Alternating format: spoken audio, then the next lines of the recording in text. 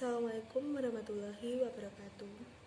Saya Laksmi Kumala Dewi dengan NIM A5102000147.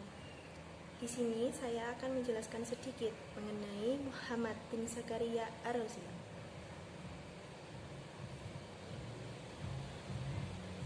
Abu Bakar Muhammad bin Zakaria Ar-Razi atau dikenal sebagai Razes di dunia barat merupakan salah satu pakar sains Irak yang hidup antara tahun 864 sampai 930.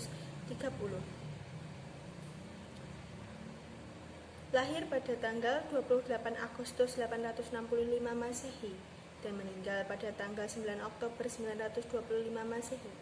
Nama Razinya berasal dari nama kota Rai.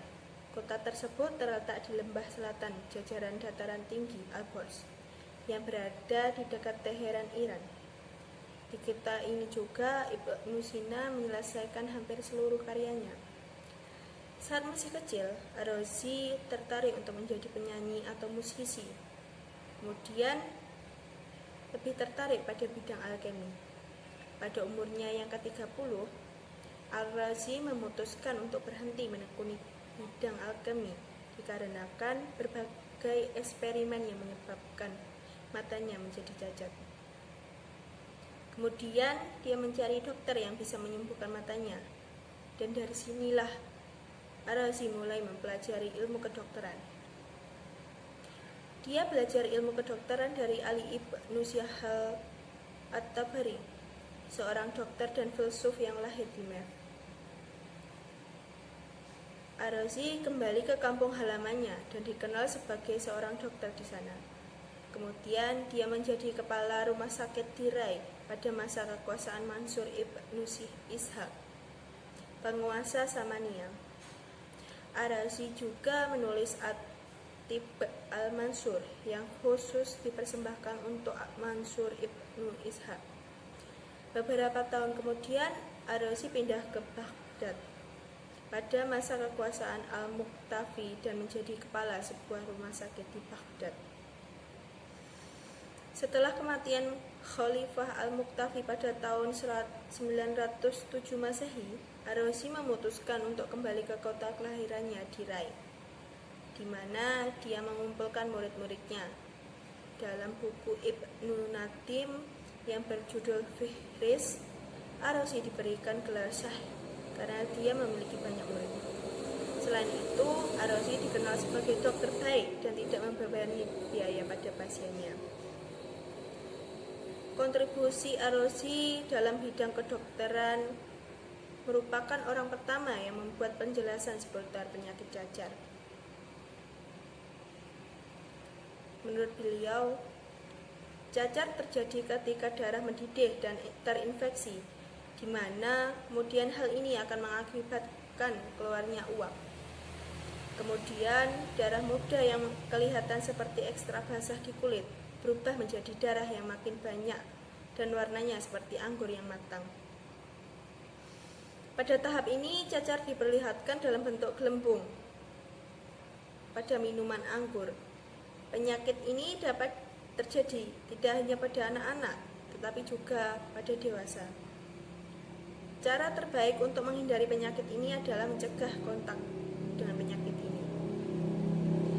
Diagnosa ini kemudian dipuji oleh Ensiklopedia Britannica 1911 yang menulis pernyataan pertama yang paling akurat dan terpercaya tentang adanya wabah ditemukan pada karya dokter Persia pada abad ke-9, yaitu Razes, di mana dia menjelaskan gejalanya secara jelas. Patologi penyakit yang dijelaskan dengan perumpamaan fermentasi anggur dan cara mencegah wabah tersebut.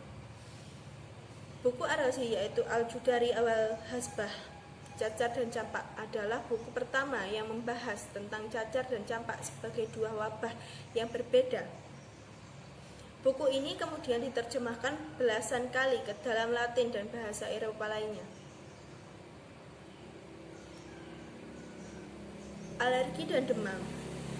Ar-Razi mengetahui sebagai ilmuwan pertama yang menulis tentang alergi dan imunologi. Pada salah satu tulisannya, dia menjelaskan timbulnya penyakit rintis setelah mencium bunga mawar pada musim panas. Beliau juga ilmuwan pertama yang menjelaskan demam sebagai mekanisme tubuh untuk melindungi diri.